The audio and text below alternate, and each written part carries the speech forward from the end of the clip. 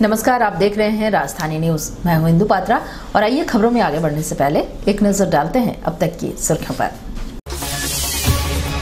पूर्व मुख्यमंत्री अर्जुन मुंडा को पश्चिम बंगाल में जनसभा करने पर बंगाल के मुख्यमंत्री ने लगाया आरोप। मरीज ने बीमारी से तंग आकर एमजीएम अस्पताल के चौथे तल्ले से लगाई छलांग, की आत्महत्या।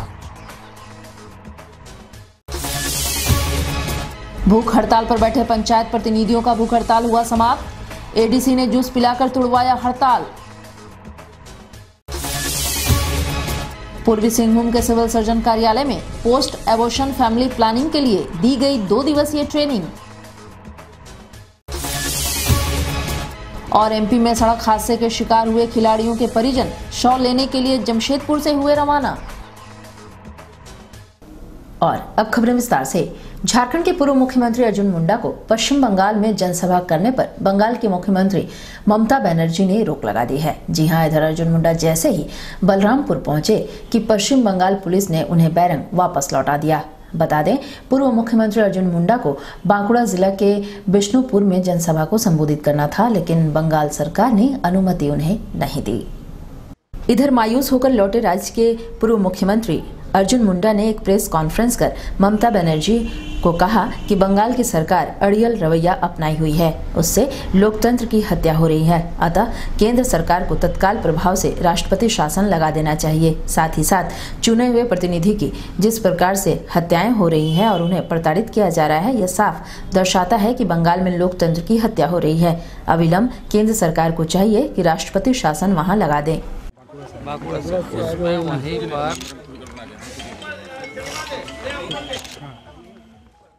पार्टी के द्वारा, भारतीय जनता पार्टी पश्चिम बंगाल यूनिट के द्वारा राष्ट्रीय कार्यक्रम के तहत बिष्णुपुर में मेरा कार्यक्रम होना था, जिसमें जो शक्ति केंद्र है हमारे, उस शक्ति केंद्र के कार्यकर्ताओं को संबोधित करना था और एक आम सभा वहाँ पर आयोजित थी, रैली आयोजित थी।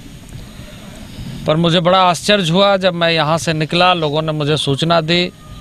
मैं अपने बंगाल के सीमा यानी झारखंड से आगे बंगाल की सीमा से वापस लौट आया, क्योंकि लोगों ने कहा कि वहाँ किसी भी तरह का सभा करने की अनुमति पश्चिम बंगाल सरकार और पश्चिम बंगाल प्रशासन नहीं दे रही है। पूर्ण रूप से वहाँ लोकतंत्र खत्म है, लोकतंत्र का घोर उल्लंघन हो रहा है और ममता सरकार एक तरीके से ऐसा इमरजेंसी लागू करके रखा है कि लोकतांत्रिक मूल्यों की हत्या हर घड़ी हो रही है। मुझे ऐसा लगता है कि अब ये समय आ गया है कि सारे ऐसे लोकतांत्रिक मूल्यों को देखने वाले लोगों को सक्रिय होना चाहिए, संवैधानिक संस्थाओं को सक्रिय होना चाहिए और इसे देखना चाहिए कि किस तरीके से बंगाल के अंदर गतिविधियां चल रही है।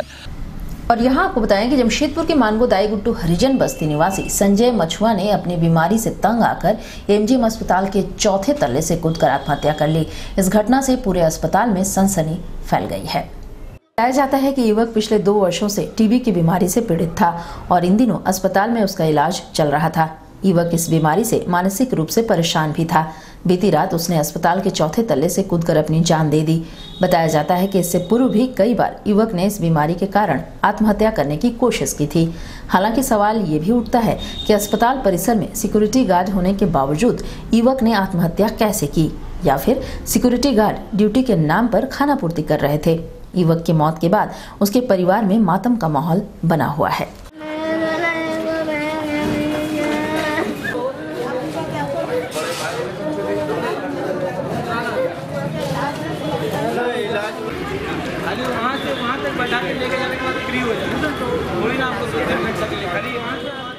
यहाँ भर्ती कराए थे मेरे भाई छोटा संजय मछुआ को, तो इलाज मतलब बहुत साल से भी तबीयत खराब था इनका, तो 4 बार जगह में हम लोग भर्ती कर चुके थे। फिर यहाँ पर भर्ती था, रात में खाना वाना खाया और 1:30 बजे रात में कूद गया छत से। टीबी का बीमारी था और ऑक्सीजन नाक में लगाता है, उसको क्या बोलते हैं, सांस फूलने लगा। ये 2-2.5 साल हो गया। तो और अभी तो 2 महीना पहले ही यहाँ पर था, एमजीएम में जब भर्ती किए थे ना, तो 2 महीना पहले पे हाँ शादीशुदा दो गो बच्चा है। हाँ मछुआ हम लोग मच्छी मारते नदी में।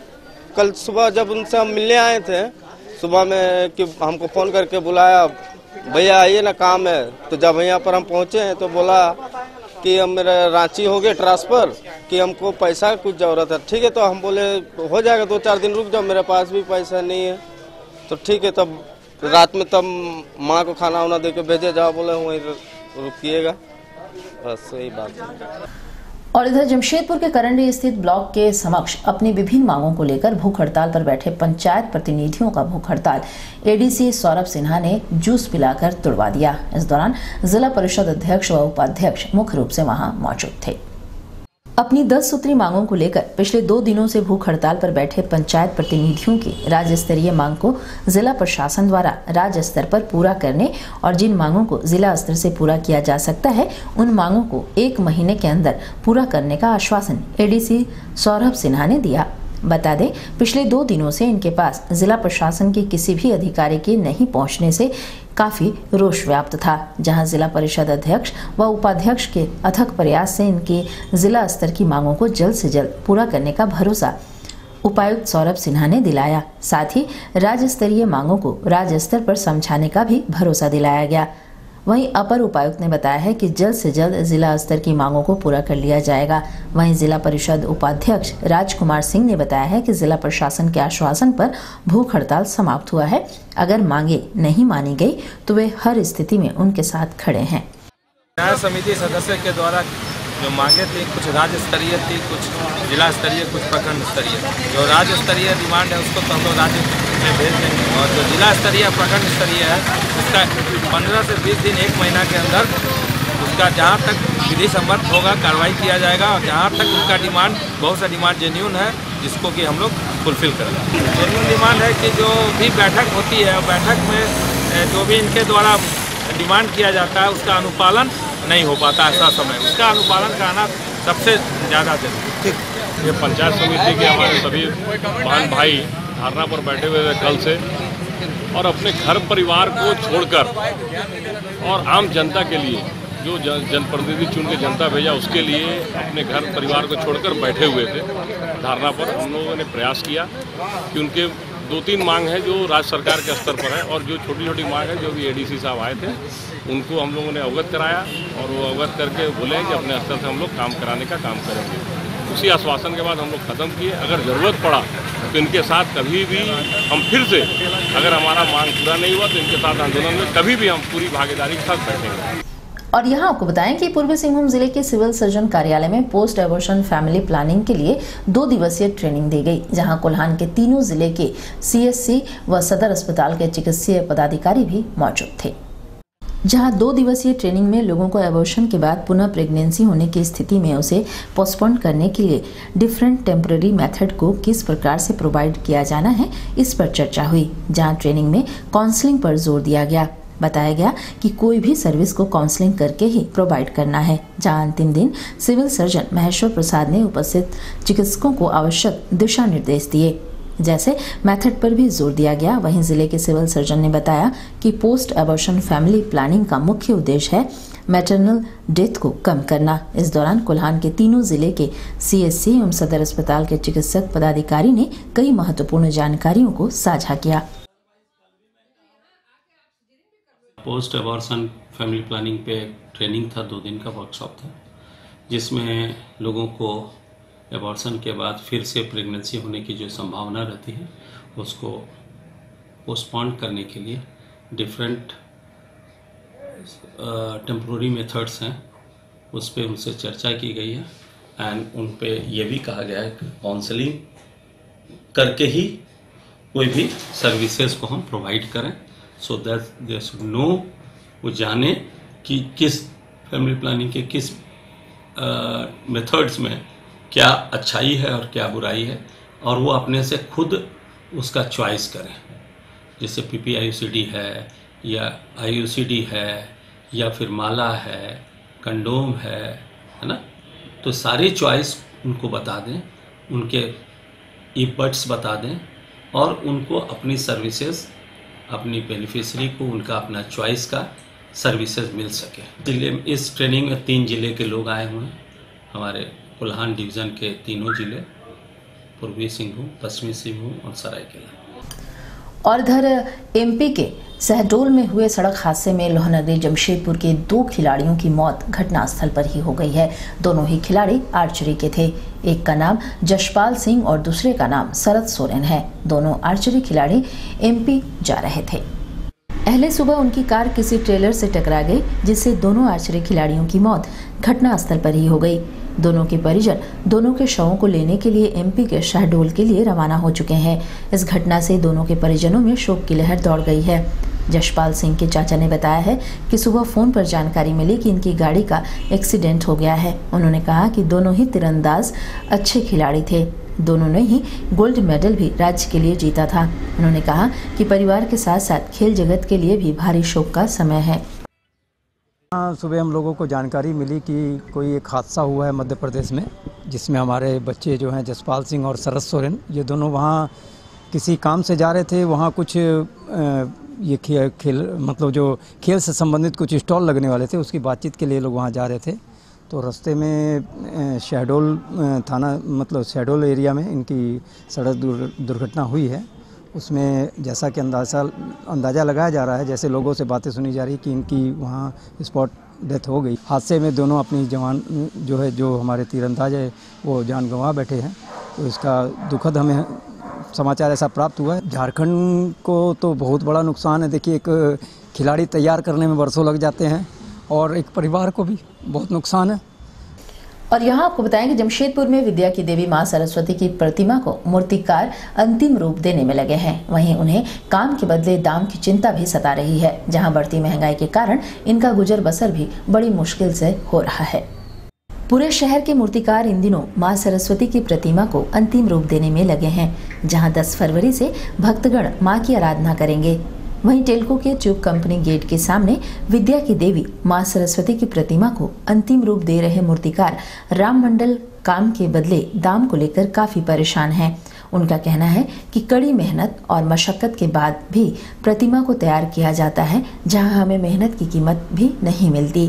वहीं बढ़ती महंगाई के कारण मिट्टी की कीमत भी आसमान छू रही है, जिस कारण हमें ग्राहकों के आक्रोश का सामना भी करना पड़ता है। वहीं विभिन्न पंडालों में मां सरस्वती की पूजा अर्चना को लेकर आयोजक समिति के लोग हजारों रुपए खर्च करते हैं, मगर हमें हमारी मेहनत का मुआवजा भी नहीं मिल पाता।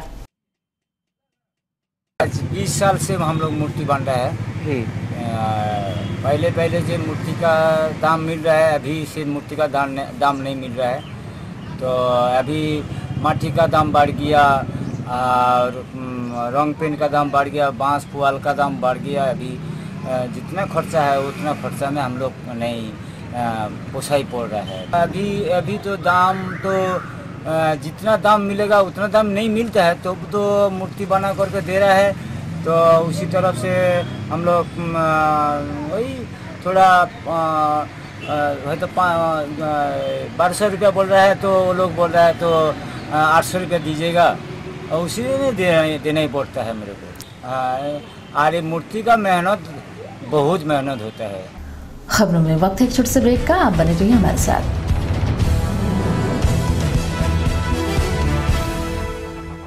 सुनते हो, आओ ना बाहर, देखो बारिश होगी तो बड़ा मजा आएगा। छत से पानी टपकेगा, दीवार सिल जाएगी, बारिश मेरी जान ले लेगी। कोई परेशानी नहीं उठानी पड़ेगी, क्योंकि सीमेंट और सिका के अटूट बंधन ने 1910 से दुनिया भर के घरों की सिलन और छत से पानी टपकने जैसी सभी परेशानियों को दूर किया है। अटूट रहे जीवन का बंधन।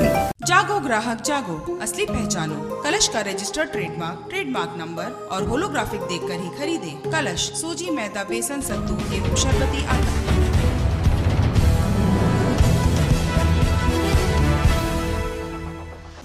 ब्रेक के बाद एक बार फिर से आपका स्वागत है। जहां एक तरफ पूरे देश में स्वच्छ भारत मिशन के तहत पूरे देश को स्वच्छ किया जा रहा है, वहीं दूसरी तरफ जमशेदपुर में लोग डेंगू और मलेरिया से परेशान हैं। जी हां, इसका मुख्य कारण है सड़क पर जल जमाव। भुइयाडे स्थित ग्वाला बस्ती में घनी आबादी है। वहीं पिछले 6 महीनों से इस इलाके में नाले का पानी सड़क पर बह रहा है। आधा दर्जन से भी ज्यादा लोग डेंगू, मलेरिया, जॉन्डिस जैसी बीमारी से ग्रसित हैं। गंदगी ऐसा कि लोग घर से निकलने में कतरा रहे हैं। घरों के अंदर भी गंदी नाली का पानी घुस गया है। आलम ऐसा है कि बदबू के कारण लोग घर में खाना नहीं खा पाते। वहीं दूसरी तरफ बच्चों की परीक्षाएं भी शुरू हो गई हैं, पर बच्चे पढ़ लिख नहीं पा रहे हैं। स्थानीय लोगों का कहना है कि ना तो प्रशासन इस पर ध्यान दे रही है और ना ही टाटा स्टील इसकी जिम्मेवारी ले रही है। सभी ने हाथ खड़े कर दिए हैं। अब देखना ये होगा कि कब तक इनके इस समस्या को जिला प्रशासन दूर कर पाती है।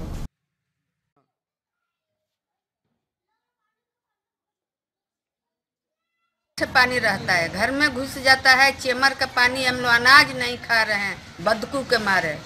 तबीयत खराब हो जाता है, बच्चा लोग का तो सबको बीमार हुआ है। डॉक्टर कल दौड़ते दौड़ते हम लोग थके हैं, रो रहे हैं। आइए नहीं रहा, बस्ती में झांक नहीं रहा कोई कि कौन संकट आ रहा है, आदमी कैसे मर रहा है।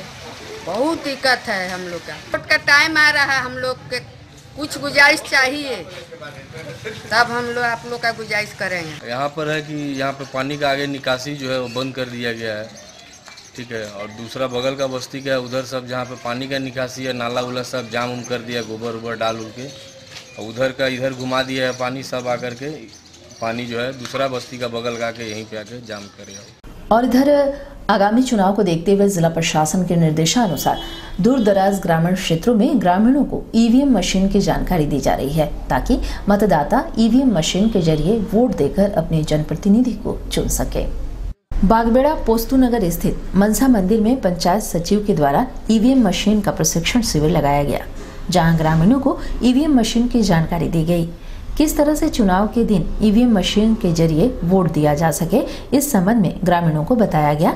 वहीं पंचायत सचिव रविंद्रनाथ भगत ने बताया है कि आगामी चुनाव में प्रशिक्षण के अभाव में ग्रामीणों को ईवीएम मशीन इस्तेमाल के समय किसी तरह की कोई परेशानी ना हो, इसे ध्यान में रखते हुए ही जिला प्रशासन के निर्देशानुसार ईवीएम मशीन की जानकारी हेतु प्रशिक्षण शिविर लगाया गया, जहाँ चुनाव के वक्त ग्रामीण आसानी से अपने मत का प्रयोग कर जनप्रतिनिधि का चुनाव कर सकें।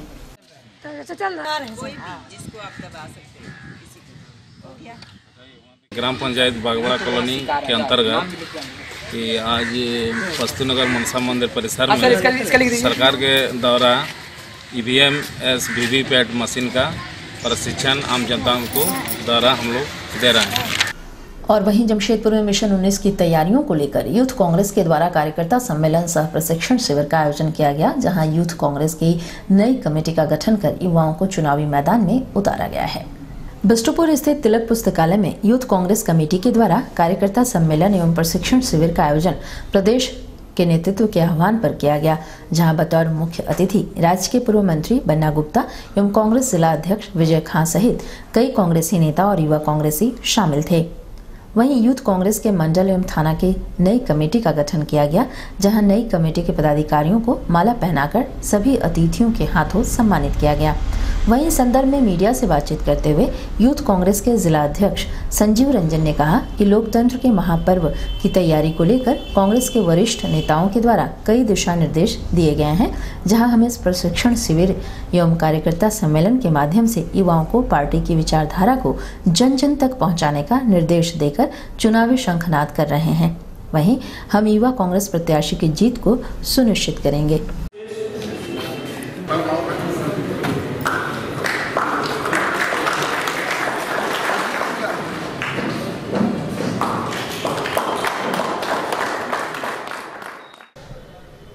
हमारे प्रदेश अध्यक्ष आदरणीय डॉक्टर अजय कुमार जी, युवा कांग्रेस के प्रदेश अध्यक्ष कुमार गौरव जी के दिशा निर्देश पर आज यूथ कांग्रेस की टीम पूरे जिले में थाना स्तर तक कमेटी बना करके तैयार है आने वाली रणनीति के लिए।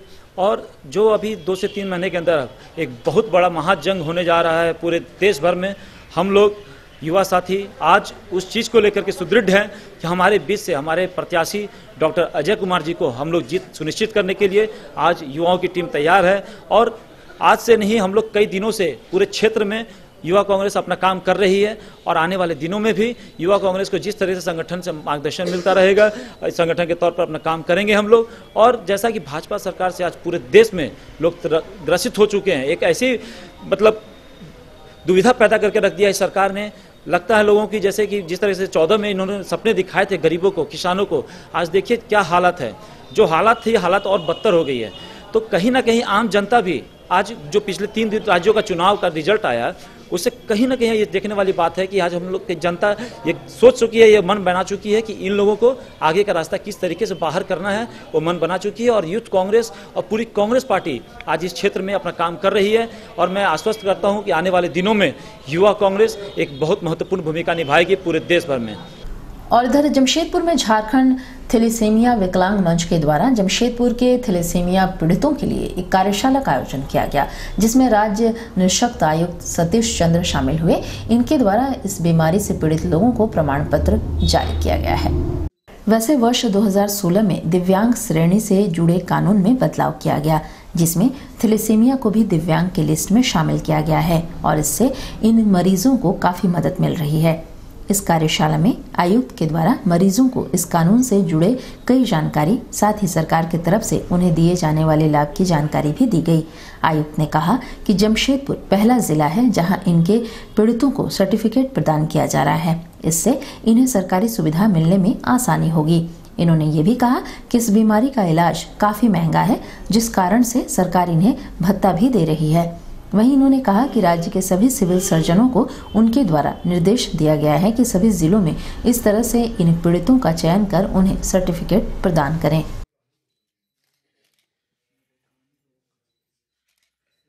लेकिन 2016 में जो दिव्यांग अधिकार अधिनियम बना, उसमें 21 कोटि के दिव्यांगजन शामिल किए गए हैं। उसमें थैलेसीमिया को भी शामिल किया गया है और थैलेसीमिया से ग्रसित जो दिव्यांग बच्चे हैं, व्यक्ति हैं, उनको काफ़ी कठिनाई होती है और जो आर्थिक रूप से विभिन्न परिवार से आते हैं उनको काफ़ी आर्थिक कठिनाइयों का सामना करना पड़ता है, चूँकि दवा काफ़ी महंगी है। हर जिला के सिविल सर्जन को निर्देश दिया है कि आप प्रमाण पत्र निर्गत करें। जब प्रमाण पत्र निर्गत होगा तो जो दिव्यांगों के लिए जो योजनाएं सरकार चला रही हैं, जो स्कीम्स हैं, उनका लाभ मिलेगा इनको और उस संदर्भ में 600 रुपये की राशि इनको दी जाएगी। तो स्वास्थ्य विभाग से हमारी बात हुई है, हमने कहा है कि उसको सभी अस्पताल में निःशुल्क ऐसे व्यक्तियों को चिन्हित करके दिया जाए ताकि जो आर्थिक रूप से विपन्न दिव्यांग हैं, जो संपन्न नहीं है, जिनको इलाज कराने में दिक्कत होती है, उनको उसका लाभ मिल सके। और भी इस फील्ड में बहुत सारे काम बाकी हैं। आज हम इसी परिप्रेक्ष्य में एक दिवसीय सेमिनार जो है उसमें भाग लेने आए हैं और समस्याओं को सुनेंगे और सरकार को सम्यक सुझाव देंगे। और इधर जमशेदपुर के सोनारी दो मुहानी नदी घाट पर बनाए जा रहे पार्क का विरोध पुराना सोनारी ग्रामीण विकास समिति के द्वारा जताया गया। इस संबंध में इनके द्वारा जिले के उपायुक्त को एक मांग पत्र भी सौंपा गया है। इस दौरान इन्होंने कहा कि जिस स्थल पर पार्क बनाया जा रहा है वहां वर्षों से जंगल है और वहां कई बड़े बड़े फलदार एवं छायादार वृक्ष भी हैं। इन्होंने कहा कि इस इलाके में निवास करने वाले आदिवासी एवं पिछड़ी जाति के लोगों के द्वारा इस जंगल में पूजा पाठ किया जाता है और वहां सरना स्थल भी है। साथ ही यहाँ कई और पूजा भी संपन्न होती है। यहाँ पार्क बनने से इन सभी धार्मिक अनुष्ठानों में बाधा आएगी, जिस कारण पार्क यहाँ नहीं बनना चाहिए। इस संबंध में इन्होंने जिले के उपायुक्त को एक मांग पत्र भी सौंपा है। जंगल बनाया जाए, पूरा जंगल बनाया जाए। सरकार के द्वारा जो दुमहानी में एक धरोहर है, दो नदी का मिलन है, वहाँ जो साल बगान है उसको पार्क बनाने के लिए जो सरकार अपना रास्ता साफ कर रही है, उसका विरोध में हम लोग सोनारी वासी आ जाए हैं डीसी साहब से मिलने के लिए। और हम लोग पुरजोर विरोध करते हैं कि वहाँ पार्क ना बना के वहाँ बड़ा बड़ा पेड़ लगाया जाए, आज वहाँ पिकनिक स्पॉट हो जाए। हम लोग का वहाँ देखिए साल में इतना अच्छा प्रोग्राम होता है, छठ पूजा हो उसमें भी कितना भीड़ होता है, टुसू मेला लगता है। हम लोग का वहाँ जाहरा स्थान है, जाहरा स्थान में हम लोग का ग्राम लोग का जो पूजा होता है, जो हम लोग का वहाँ पूजा होता है, वो वाला पूजा का जो प्रसाद होता है घर लेके जाकर नहीं होता है। सभी ग्रामवासी जाके वहाँ बैठ के सब अपना अपना एक ग्रुप बना के वहाँ खाते हैं, उसका बाद घर जाते हैं। तो हम लोग का जो धरोहर है उसको सरकार आज विलुप्त कर देना चाहती है। और यहाँ आपको बताएं कि जमशेदपुर में विलुप्त होते खेलों को फिर से पुनर्जीवित करने के उद्देश्य से प्रतियोगिता का आयोजन मानगो वेलफेयर मिशन के द्वारा किया जा रहा है, जहाँ खोए बचपन को लोग फिर से याद कर गुल्ली डंडा का आनंद उठाएंगे। मानगो वेलफेयर मिशन के द्वारा आगामी 27 फरवरी को मानगो के गांधी मैदान में गुल्ली डंडा, खो खो, लट्टू एवं गोला डंडा जैसे खेलों की प्रतियोगिताएं आयोजित की गई हैं, जिस संदर्भ में संस्था द्वारा एक संवाददाता सम्मेलन आयोजित कर जानकारी दी गई। आज के आधुनिक युग के जो बच्चे हैं वो पुराने जमाने के जो भी खेल हैं आज से 25-30 साल पहले जो बच्चे एकदम स्वस्थ रहते थे, स्वस्थ वातावरण में रहते थे, उनको खेल कूद के माध्यम से ही स्वास्थ्य पर ध्यान देते थे। आज वो सारी चीजें जो है बच्चे भूल चुके हैं। तो जैसे गिल्ली डंडा हुआ, लट्टू हुआ और गोला डंडा हुआ, ये खो खो हुआ, ये सारे खेल जो है अब लुप्त हो चुके हैं। तो उस लुप्त होते हुए खेल को हम लोग जो है पुनर्जीवन करने का प्रयास कर रहे हैं। आगामी 27 फरवरी को बैंगलोर गांधी मैदान में ये गिल्ली डंडा और लट्टू की प्रतियोगिता होगी, जिसमें निःशुल्क होने वाली इस प्रतियोगिता में तमाम बच्चे आके अपनी प्रतिभा को दिखाएंगे। देख रहे हैं कि आज जो है आधुनिक युग में बच्चे मोबाइल और कंप्यूटर पर अपना पूरा ध्यान केंद्रित किए हुए हैं। स्वास्थ्य पर उनको कोई लेना देना नहीं। जब बच्चे स्वस्थ रहेंगे तभी तो पढ़ाई करेंगे, जब बच्चे स्वस्थ रहेंगे तभी तो हमारा झारखंड का नाम अपने देश के मानचित्र पर आएगा। नशा में अपने आप को लगा दे रहे हैं। तो ये एक छोटा प्रयास है।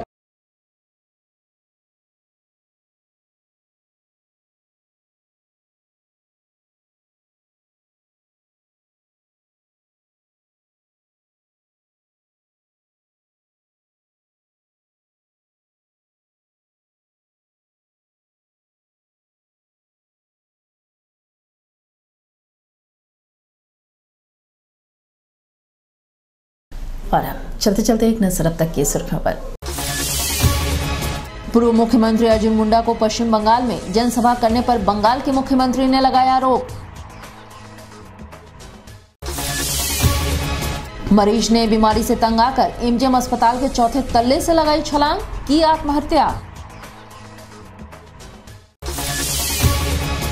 भूख हड़ताल पर बैठे पंचायत प्रतिनिधियों का भूख हड़ताल हुआ समाप्त। एडीसी ने जूस पिलाकर तुड़वाया हड़ताल।